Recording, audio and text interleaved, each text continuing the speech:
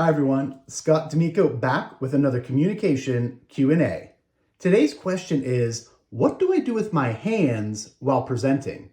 It's a very important topic because your gestures can have a big impact on how your audience receives your message. So I have three things to think about and try to remember when you're using gestures: preparation, variation, punctuation.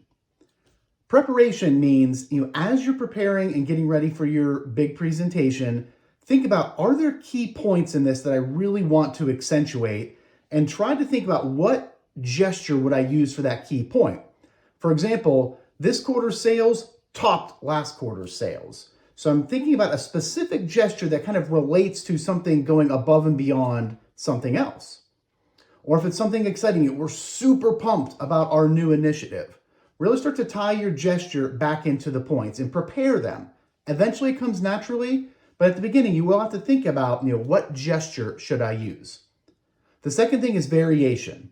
A lot of presenters get caught into two hands locked by the side. They do a lot of this, they do a lot of this, they do very much two-handed, repetitive. It becomes a distraction and, quite honestly, boring. So you want to not only vary your two-handed gestures, but vary between two-handed gestures and one-handed gestures. One-handed gestures tend to be more big and expressive than the two-handed gestures. So think about the variation. What types will you be using throughout? And then punctuation.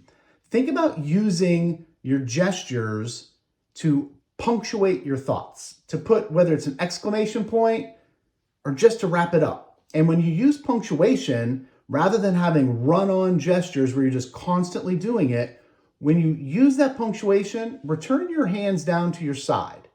If you're doing a virtual presentation, I tend to put my hands on my lap or my hands flat on my desk. That helps to ground me and balance me. If I'm standing, the hands go down by my side. So think about preparation, variation, and punctuation with your gestures.